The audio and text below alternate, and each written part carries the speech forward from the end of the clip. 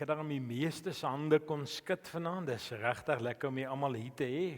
Klompie van Waterberg se mense, Dominee Shaal en Waterberg, baie welkom vir julle. Dis altyd 'n hoogtepunt wanneer twee gemeentes so hande vat en in die Pinkstertyd lekker saam kerk hou. Vanoggend was daar 'n mooi vol saal in Kokanje ook gewees.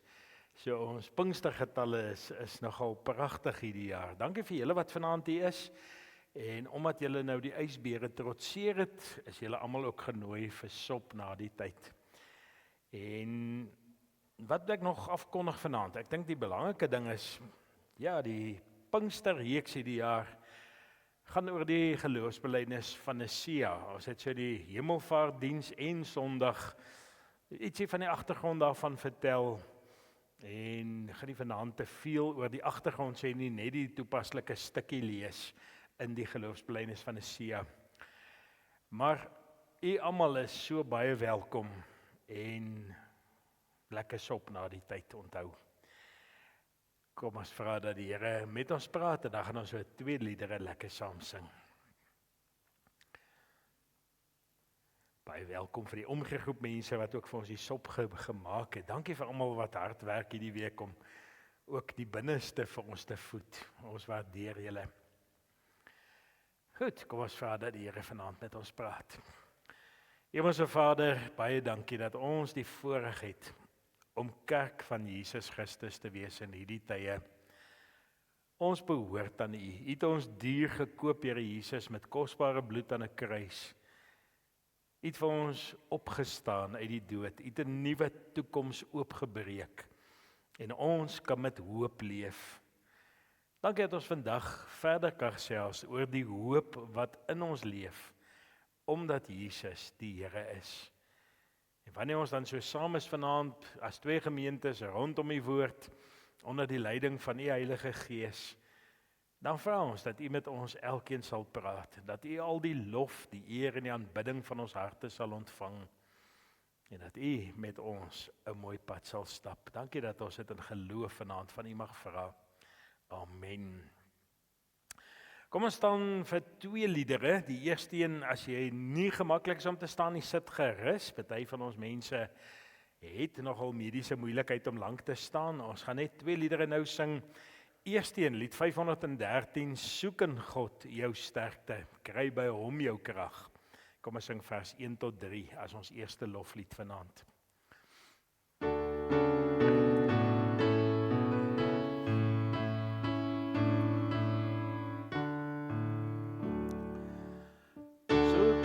God jou sterkte, kry by hom jou krag, met sy wapenrusting, klee hy ons met mag, nie teen medemense, is ons worstelstryd, maar ons veg teen Satan en sy sluwe listigheid.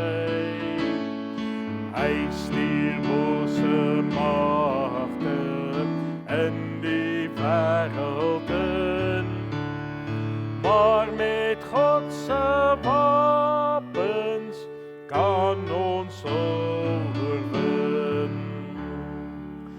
Waarheid en Gods vryspraak hou ons op ons pos, dan klink bly die boodskap dat die Heer verlos. Ons geloofsvertroue is 'n skild wat keer, daarmee kan ons elke brandpyl van die bose weer. Ons bly van verlossing altyd weer bewus, en met God se swaard sy woorde toegerus. Doen dit alles bidend, soos die Gees ons lei.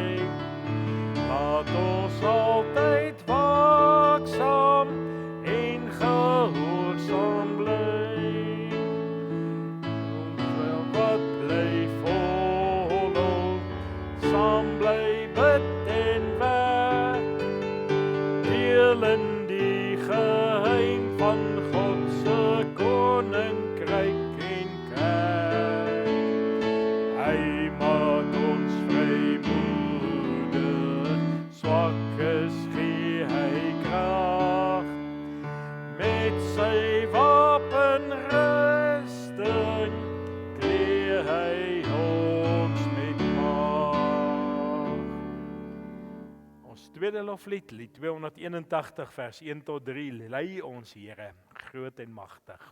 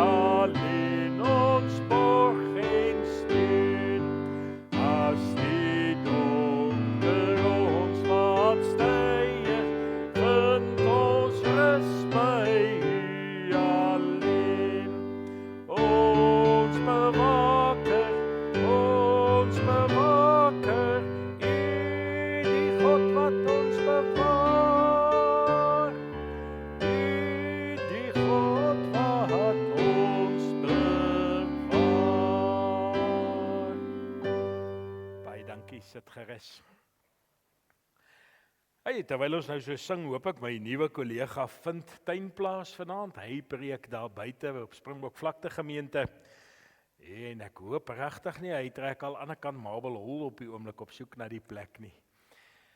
Vanaand gaan ons kyk na die derde van ons sessies oor die geloofsbelijdenis van Nicea.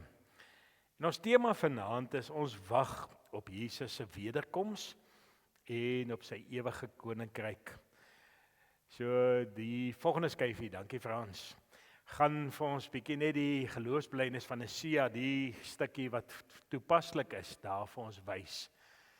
Ons het gister in die erediens nogal die langer gedeelte oor wie Jesus is behandel, en dan vanaand, ons glo in Jesus Christus, wat weer sal kom met heerlikheid, om te oordeel oor die wat nog lewe en die wat reeds gesterf het, wie se koningskap, heerskappy geen einde sal hê nie.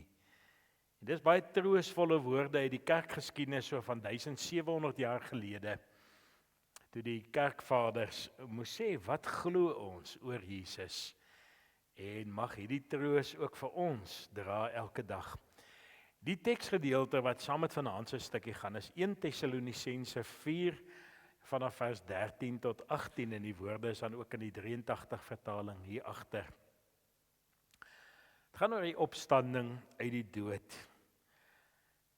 Ons wil hê broers dat julle nie onkundig moet wees oor wat met die ontslapenis gaan gebeur nie. Dan sal julle ook nie treur nie, soos die ander mense wat geen hoop het nie. Ons glo immers dat Jesus gesterf het, maar ook opgestaan het. Net so glo ons ook dat God saam met Jesus die ontslapenis wat in hom geglo het na hom toe sal neem. Dit sê ons vir julle op grond van wat die Here gesê het. Ons wat bly lewe tot met die wederkoms van die Here, sal die ontslapenis hoegenaamd nie voorwees nie. Wanneer die bevel gegee word en die stem van die aartsengel en die trompet van God weer klink, sal die Here self uit die hemel neerdal. Allereers sal die wat in Christus gesterf het uit die dood opstaan. Daarna sal ons wat nog lewe saam met hulle op die wolke weggevoer word, die lig in die Here tegemoet. En so sal ons altyd by die Here wees. Troos mekaar dan met hierdie woorde. Goed, die belangrike eerste gedagte. Daar's 3 groot waarhede in vanaand se geloofstelling opgesluit. Die eerste een is dat Jesus weer kom. Die tweede een is dat hy die lewendes en die dooies weer sal oordeel. En die derde een dat hy tot in ewigheid sal regeer. En kom ons kyk aan die 3 groot waarhede en wat 'n verskil dit in ons lewe sal maak. Frans, hy 6ste skyfie. Ja, kyk vas. Okay, nee, kom ons kan sonder hom werk. Dis net hulpmiddels daai, die woord is belangrik. Jesus kom weer. As ons na die wêreld rondom ons kyk op die oomblik, dan sien ons daarin soveel chaos. Daar is soveel wrede oorloë aan die gang. Dit was vir my baie interessant om te sien dat die Oekraïense weermag het die Russiese lugmag ordentlik pak slaag gegee oor die naweek. Die meeste van hulle langafstand bomwerpers uitgehaal. In Palestina gaan dit woes op die oomblik nog steeds. Soos maar die afgelope 3000 jaar. Dit bly 'n morsige plek in die wêreld en die hele storie daar tussen broers kom nie reg nie. Ons hoor nie baie in die media van die ander wêreld, van die ander burgeroorloë wat oor die wêreld is, soos in die Sudan op die oomblik nie. Ons sien amper nie meer die hongersnood van hierdie wêreld raak nie. Ons sien nie meer, ons hoor baie van siektes. COVID was enetjie gewees. Hulle sê ons 'n nuwe weergawe van hom op pad. En so steur ons eintlik nie meer vreeslik aan gerugte van siekte en van dood nie. Maar ons leef in 'n stikkende wêreld. Ons almal weet van die hoeveelheid misdaad wat ons in ons land sien en ook in die sosiale media op ander plekke op die oomblik. Al hierdie dinge wat so chaoties is in hierdie wêreld, laat party mense wonder of God nog enigsins in hierdie wêreld teenwoordig is. En of God nie maar met respek gesê op sy troon gaan sit het en hierdie ou wêreld los dat ons nou maar ons eie battles met mekaar beklei nie. Dat ons aan ons eie lot oorgelaat is. Nou die disippels het dalk iets hiervan verstaan. Daardie dag by Jesus se hemelvaart. Miskien het hulle ook alleen en radeloos gevoel. Hulle was 3 jaar saam met Jesus in opleiding daar in Galilea veral. Hulle het soveel wonderwerke sien en wonderlike preke gehoor van die nuwe koninkryk van God. En toe sou dit vir hulle gevoel het of alles in mekaar stort. Daardie goeie Vrydagoggend toe Jesus aan 'n kruis vasgespijker is. Maar op die 3de dag, daardie opwinding van Jesus het dit bedoel toe hy gesê het, hy gaan opstaan uit die dood. En daardie blydskap om hom weer te sien, daar in die bokamer en later daar langs die see van Galilea. Dan skaars 50 dae later, 40 dae later is Jesus se hemelvaart. En die hartseer van hy op wie ons lewe bou, is besig om op te vaar hemel toe. Miskien het hulle gevoel die bodem van hulle lewe of hulle geloofsverwagtinge het uitgeval. Maar die Here het geweet wat hulle dink. In Handelinge 1:11 sien jy dat die Here 2 engele gestuur het, hemelse boodskappers, met die boodskap wat hulle vra het, Galileërs, waarom staan julle so na die hemel en kyk? Hierdie Jesus is van julle, wat van julle af in die hemel opgeneem is, sal net so terugkom, soos wat julle hom na die hemel toe sien opgaan het. En jare later skryf Paulus hierdie brief om die gelowiges te herinner, Jesus kom weer. Want jare later het hierdie mense begin dink, gaan Jesus werklik in ons leeftyd terugkom? In vers 16 in ons teksgedeelte sê, wanneer die bevel gegee word, en die stem van die aartsengel en die trompette van God weer klink, sal die Here self uit die hemel neerdal. En dit is nou 2000 jaar later. En partykeer wonder ons gees roep uit, Here, waar is U? En wonder ons, sien die Here raak wat van ons word? Ons wonder partykeer, gaan Jesus regtig terugkom en 'n einde maak aan al die chaos wat ons in ons leeftyd sien? Petrus het vir ons 'n baie interessante perspektief op hierdie vraag gegee. En hy het gesê, dis juis 'n teken dat God met ons geduldig is. In 2 Petrus 3 vers 9 staan daar, die Here stel nie die vervulling van sy belofte om terug te kom uit nie, al dink party mense so. En nee, hy is geduldig met julle, omdat hy nie wil hê dat iemand verlore moet gaan nie. Hy wil hê dat hulle almal hulle moet bekeer.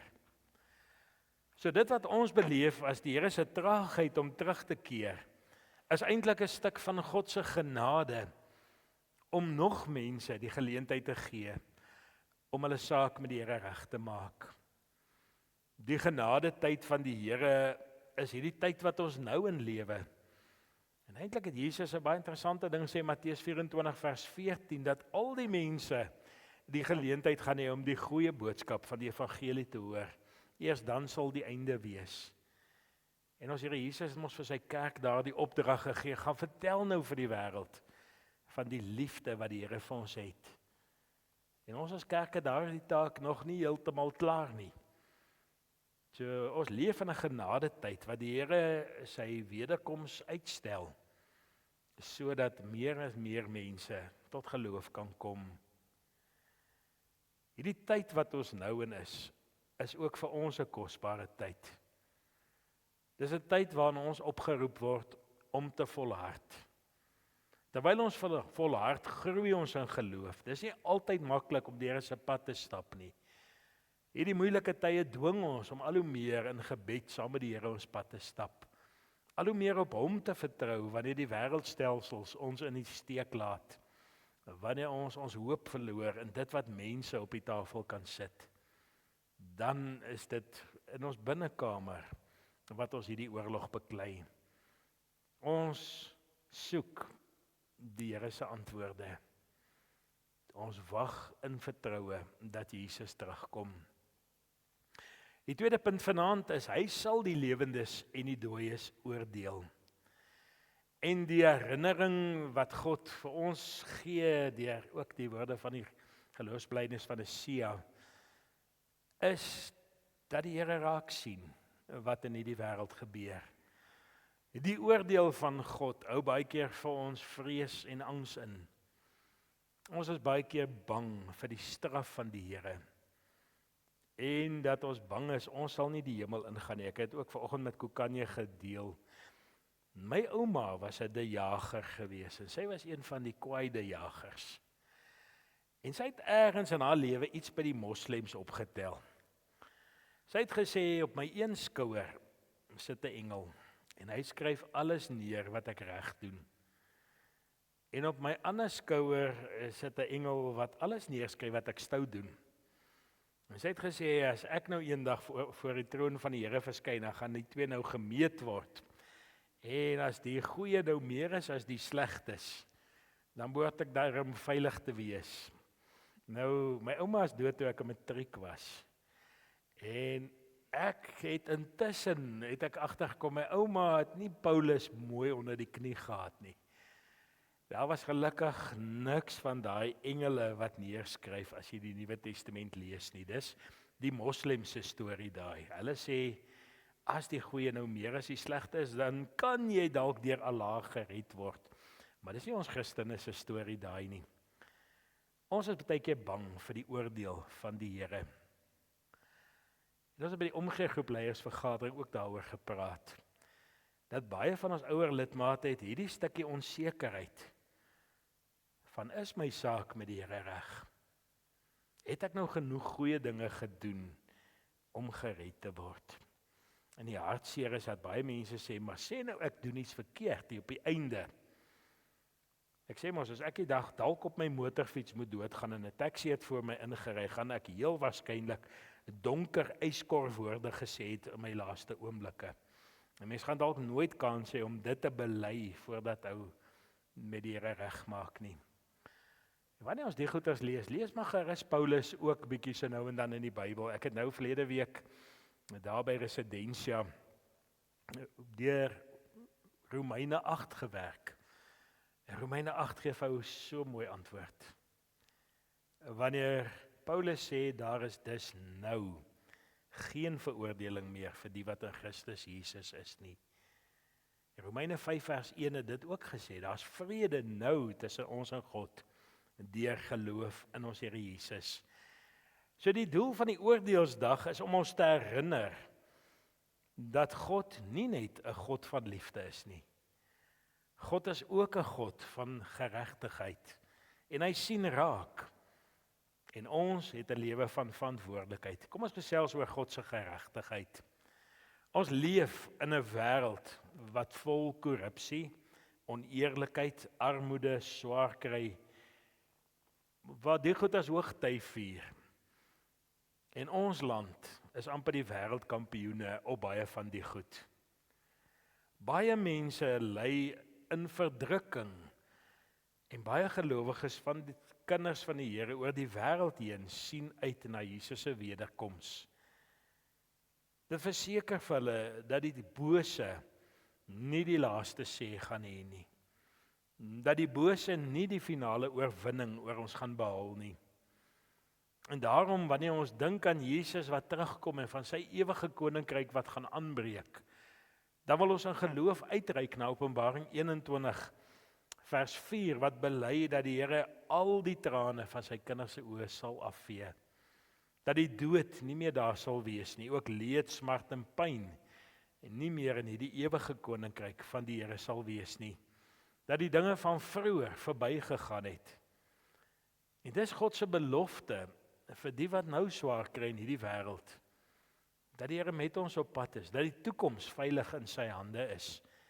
En dat ons eindbestemming seker is, al is vandag dalk moeilik. God se geregtigheid sal seëvier.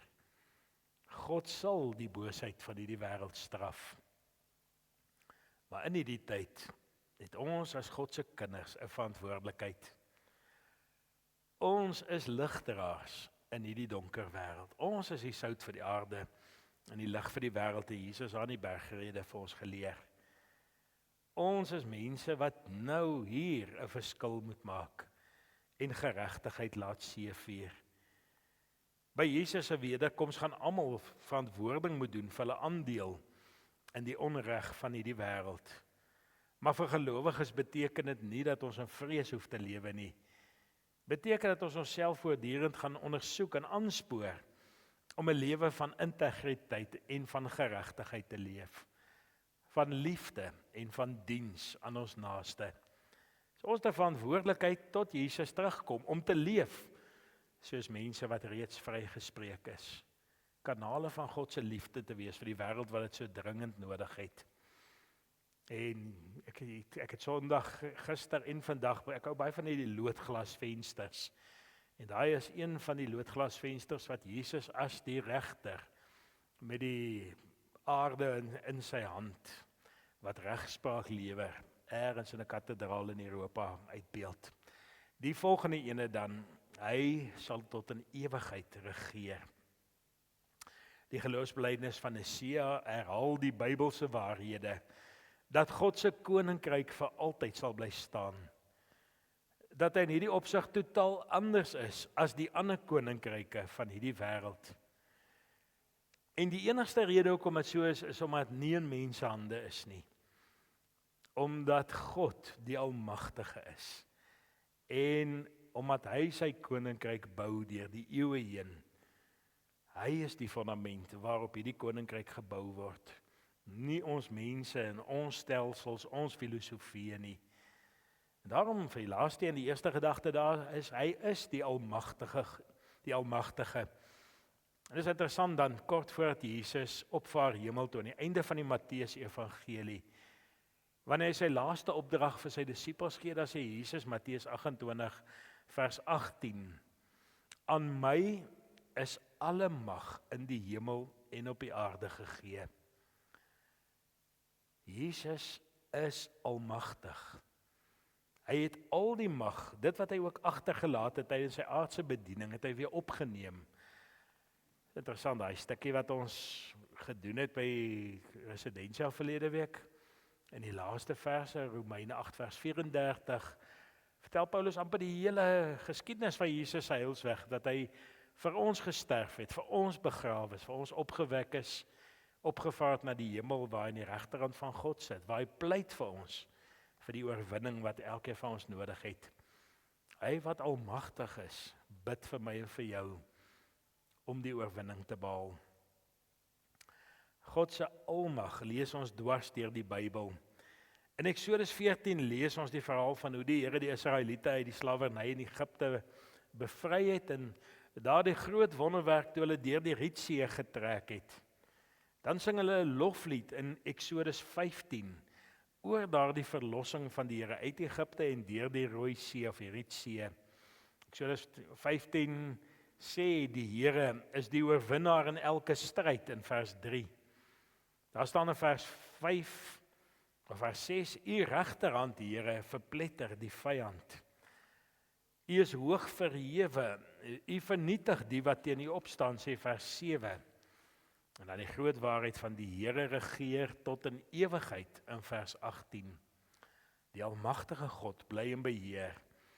Psalm 2 spot ook so met die konings en die prinse van hierdie wêreld, om te sê ons gaan te kere, mense dink stelsels uit, maar die almagtige lag hulle uit. Ons stelsels hou nie, daar's geen wêreldryk wat vir altyd hou nie, maar die Here se koninkryk hou vir altyd. En dan 'n belangrike perspektief van die koninkryk wat Jesus vir ons kom vestig het. Dis 'n koninkryk vir alle mense. Die voortbestaan van God se koninkryk word onder andere gedra daardeur dat hy almal innooi om deel daarvan te word. En ons sien dit nou in Jesus se opdrag, as hy sê aan my is alle mag in hemel en op aarde gegee, dan kom die opdrag, gaan nou na al die nasies toe en gaan maak die mense my disippels. En in Openbaring kry ons 'n skets, 'n beeld van hoe ons toekoms lyk. Daar staan Johannes meegevoer deur die Gees tot in die troonsaal van die hemel. En hy sê, hierna het ek 'n groot menigte gesien wat niemand kon tel nie. Hulle was van elke nasie, stam, volk en taal, en het voor die troon en voor die lam gestaan. Dis waarheen ons op pad is, dis die toekoms, dis waarheen die koninkryk van God groei. Dis die toekoms, dat elkeen wat Jesus as Here bely, eendag voor sy troon staan, vrygemaak deur die bloed van die lam, vir altyd deel van die oorwinning wat hy behaal het. En die eerste tree daarvan sien ons met Pinkster. Daar in Handelinge 2, wanneer Petrus 50 dae tevore was hy te bang om vir 'n diensmeisie te sê hy glo in Jesus. 50 dae later staan hy voor die hele Jerusalem op, nadat die Gees van die Here uitgestort is. En hy vertel voor 'n vyandige skare van wie hierdie Jesus is wat hulle gekruisig het. En 3000 mense kom tot geloof en die kerk van ons Here Jesus begin. En dit is baie interessant dat daar staan, daar was daardie dag van al die nasies onder die son, sê vers 5 van Handelinge 2. Jode sowel as heidene. Nou 'n heiden is 'n nie-Jood in die Grieks. Dis nie die ongelowiges nie, dis nie-Jode, dis Jode en nie-Jode wat die boodskap van Jesus gehoor het, daar by Petrus se preek. En van daar af is dit in die DNA van die kerk, dat ons hierdie kosbare boodskap het van die Here wat alle mag het, wat 'n koninkryk bou wat nooit weer sal wankel nie, wat die poorte van die hel nie sal oorweldig nie. En daardie koninkryk bring vir ons hoop, tot ons eendag by ons eindbestemming voor die troon van God is. Daarom is ons boodskappers van hierdie koninkryk, dis ons boodskap. Ons wat disippels gaan maak van al die nasies. En ons het gister se preek het ek aangehaal die belofte wat daarmee saamkom. Onthou ek is by julle al die dae tot aan die volëinding. Kom ek sluit af.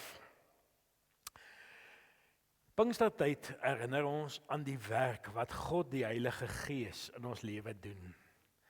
En 3 groot momente daarin, die Gees van God vervul ons met vergifnis en met omgee, sodat ons 'n vrede en harmonie met ander kan lewe. Hy maak ons nuut van binne, vrede, harmonie. En dan, hy is die een wat verskillende mense bymekaar bring, vir hulle verskillende gawes gee, en hulle toerus om saam sy kerk te wees, sy liggaam op aarde. Een liggaam, een bruid van Christus oor die wêreld heen. En hierdie verskillende gawes wat deur die Gees gegee word, soos wat hy wil. Mense wat afhanklik van mekaar is en saamwerk tot voordeel van almal as deel van sy kerk en tot getuienis in hierdie wêreld. En dan deur geloof word verskillende gelowiges oor die wêreld heen wat verskillende tale praat, verskillende maniere dit doen. Elkeen wat bely dat Jesus die Here is, word deel van daardie liggaam en oor sê die beeld van die liggaam van Christus, maar hy is die hoof daarvan. Nie die paus in Rome of die ortodokse ouens se grootste induna nie. Jesus is die hoof van sy kerk. In hierdie tyd dink ons daaraan dis wat die Gees doen, om ons saam te bind, om hierdie koninkryksboodskap van Jesus te bly bevorder, totdat hy terugkom en ons kom haal. Die reeks wat ons volg, het praktiese goeders om 'n bietjie aan te dink. Ek is nie altyd so goed met verbeeldingsvlugte nie, maar party mense het dit regtig mooi onder die knie. Ek hoop julle kan hom mooi lees agter. Dit is altyd moeilik om te bepaal hoe groot moet die letters wees. Net ietsie om aan te dink. Vir party van ons, ek is mos 'n baie rasionele ou. Dit gaan vir my, ek moet die teks verstaan en dan voel ek nou die Here met my gepraat. Ander mense se harte werk bietjie meer, ander mense se hande werk 'n bietjie meer in die proses. So hierdie is ook bietjie om te help vir die ouens wat dink met die hart en met hulle hande. Wat beteken dit vir jou om te weet dat jy eendag uit die dood sal opstaan en vir ewig saam met Jesus sal lewe? Ek wil vir jou net so 'n oombliekie gee om daaraan te dink. Jesus praat met jou vanaand om te sê, ek is jou hoop, ek is jou toekoms. Ek het jou vir altyd. I've got your back. So wat beteken dit vir jou om te weet jy sal eendag uit die dood opstaan en vir ewig saam met Jesus leef? Ek gee graag so 'n minuut kans. Dit ons net so 'n oombliekie daai prentjie in nou so kop kry.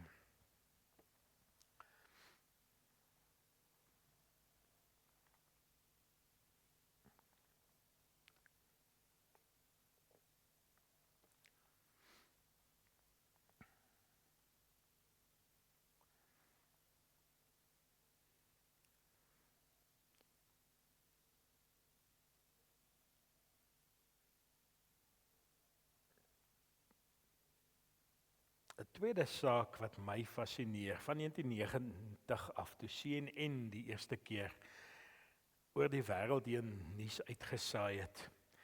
Toe daai eerste oorlog in Irak uitgebreek het, kon ons oor die wêreld heen sit en kyk hoe word hierdie oorlog missiel vir missiel gevoer voor ons. En tot vandag toe, baie van hierdie oorloë van die wêreld sien jy onmiddellik op televisie beeldmateriaal van. En in die verlede het mense altyd gewonder, die aarde is rond, as Jesus nou terugkom, hoe sien almal hom? En nou op die oomblik met die tegnologie wat ons het, sal elke mens hom kan sien. Maar wat sal jou reaksie wees as Jesus vanaand besluit om terug te kom aarde toe? Hier in hierdie teksgedeelte wat ons gelees het, hoor ons, die aartsengel gaan met 'n harde stem praat, dat die wêreld dit hoor, en die trompet gaan blaas. En dan die volgende oomblik eindig die tyd op aarde, wanneer Jesus terugkom. Wat sal gebeur as hy nou terugkom? Ons dink baie keer oor die tekens van die tye, meeste van hulle is in plek.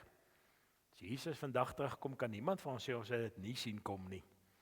So, wat sou jou reaksie wees as jy nou 'n trompet hoor en 'n stem wat hard sê, hier is die seun van God nou.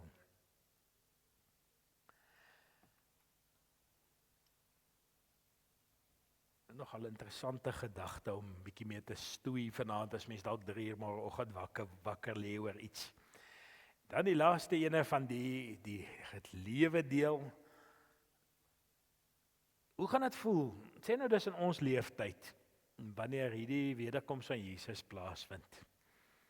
En dan sê die gedeelte, ons wat nog op aarde is, gaan dan in die hemel op die wolke weggevoer word, die lig in Jesus tegemoet. Ek weet daar's vreeslik baie boeke en stories oor die weggeraping. Jy sien heeltemal 'n weggeraping hier nie. Jesus kom terug. En dan vat hy sy gelowiges saam met hom. Maar hoe sou dit voel daai dag as ons skielik op die wolke weggevat word hier? Dalk sê ou, ek kan my huis van hier af sien. Maar op watter manier ook al, hoe sal dit wees as die Here skielik vir u uit hierdie ou wêreld kom wegvat en sê my kind, kom huis toe? So wanneer 3 goeders om 'n bietjie oor te loop en dink vanaand, as jy so by die huis kom, dan wil ek graag geleentheid vir gebed gee. Daar's 3 gebedsversoeke. Die eerste een vergeet ons dikwels. Ek is baie skuldig daaraan. Ek vergeet dat die Here almagtig is. Ek dink baie keer, die ou wêreld hang van my af. Die voortbestaan van die kerk hang van my af. Ek moet almal gelukkig hou. En dan kom mens, maar die Here is almagtig. Die Here werk. Die tye wat ek slaap, die tye wat ek nie werk, werk hy baie beter as ek in elk geval. So kom ons bely die Here se almag om te sê, Here, al die mag in die hemel en op die aarde behoort aan U. Kom ons erken dit in ons gebed vanaand. En dan die tweede een is, ek leef as kind van die Here in hierdie de mekaar wêreld. Dit is soms vir my bitter moeilik. Party van my naaste maak dit regtig vir my moeilik om hulle lief te hê. En in hierdie wêreld word ou geroep om met integriteit en geregtigheid te lewe. En dit is soms bitter moeilik. So kom ons bid dat die Here ons sal help om met integriteit en liefde ons naaste te bly dien. En die derde een is 'n versoek. Ons is die Here se kinders. Ons stap die pad saam met hom. Ons probeer die regte dinge doen en net so nou en dan het mens gevoel, maar is ek regtig besig om 'n verskil te maak? En nou hierdie is 'n uitgewerkte reeks, is nou nie ek wat hierdie vraag uitgedink het nie. Maar die een ding wat hierdie dominee Chris Weyers wat hom opgestel het, gesê het vir die derde gebedsversoek, is vra die Here om 'n bietjie jou oë vir jou soms oop te maak. Om jou net vir 'n oomblik bewus te maak van dit wat jou gehoorsaamheid en getrouheid tot gevolg het. Om jou iets te laat beleef van hoe hy in en deur jou aan die werk is, sodat jy aangespoor kan wees om te volhard. Regtig te besef, daai goeie saadjies wat jy saai, sal vrugte dra. Onthou, ons soek baie keer groot dinge. Toe ek 'n jong man was, ek gehoop ek kan die volgende Billy Graham wees. En soos dat mens ouer word daai verwagting baie skielik baie kleiner. Ek wil ou net gehoorsaam wees in die roeping wat ou het. So kom ons vra vir die Here, help ons om te volhard in die goeie werk. Ek gaan so 3 minute kans gee vir stil gebed en dan sal ek vir ons afsluit met gebed.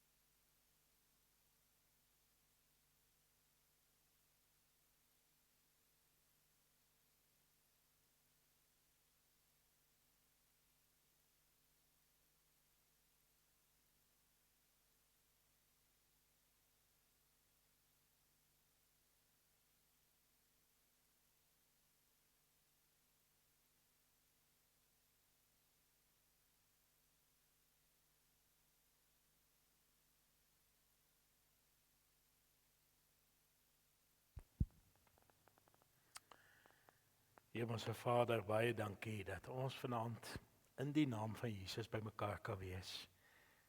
Dat ons duur gekoop is om deel van u koninkryk op aarde te wees. Dankie Here Jesus dat ons u kan bely as die lewende Here aan wie alle mag in hemel en op aarde gegee is. Dankie dat ons saam met die gelowiges oor 1700 jaar kan juig met die geloofsbelijdenis van Nicea, dat daar aan u koningsheerskappy geen einde sal wees nie. U is ons ewige koning en ons is op pad saam met u. Help ons dan om hoop te behou in tye wat dit moeilik gaan.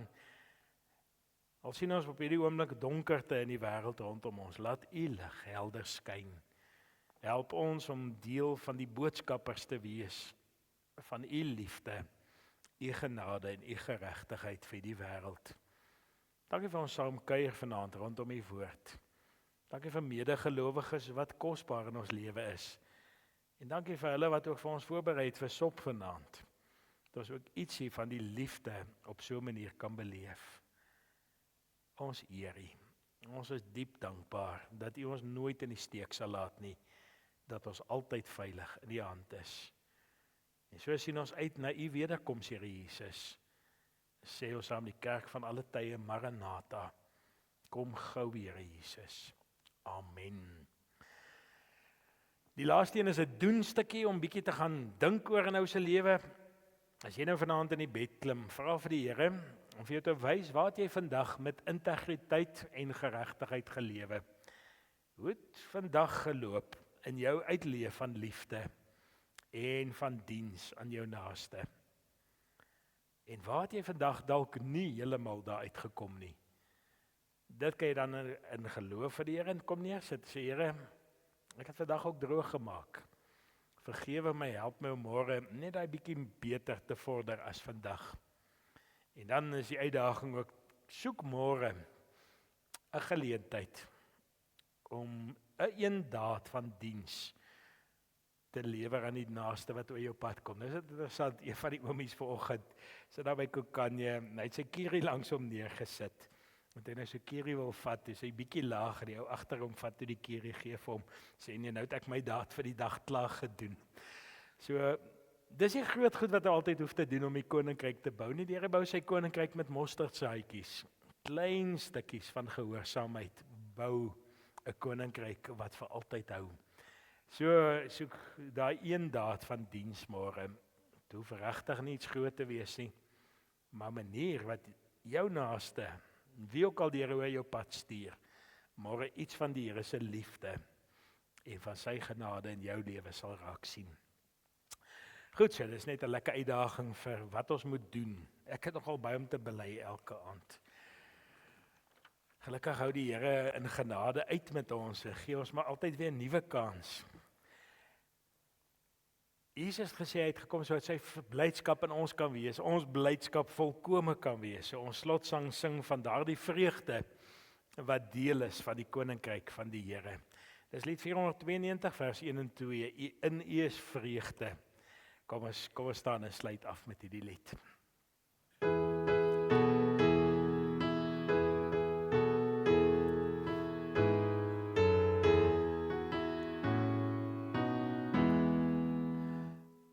In U is vreugde, hemelse vreugde, Jesus Christus, U is Heer. Ons weet in lyding, gee U bevryding, U bly steeds ons lofsang Heer. U breek die bande van skuld en skande, U wat vergewe, U laat ons lewe, in U is vreugde, halleluja. Ons vrees geen dood meer, U is ons hoop, Heer, U ons bly behoue en in vertroue, sing ons vreugde, halleluja. Heer,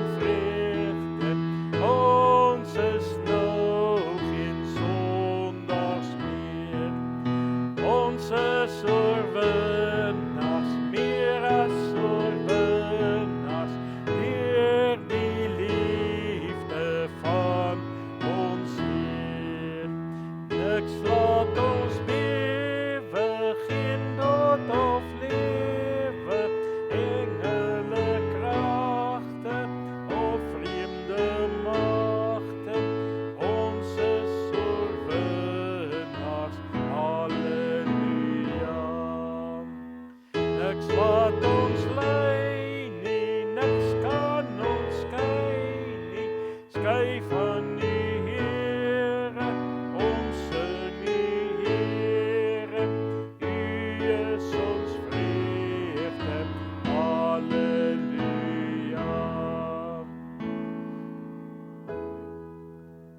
Dankie dat u hier was. Môre is Dominee Saul se beurt. Ek sien al uit na hoe hy hier voor gaan staan en sing vir ons.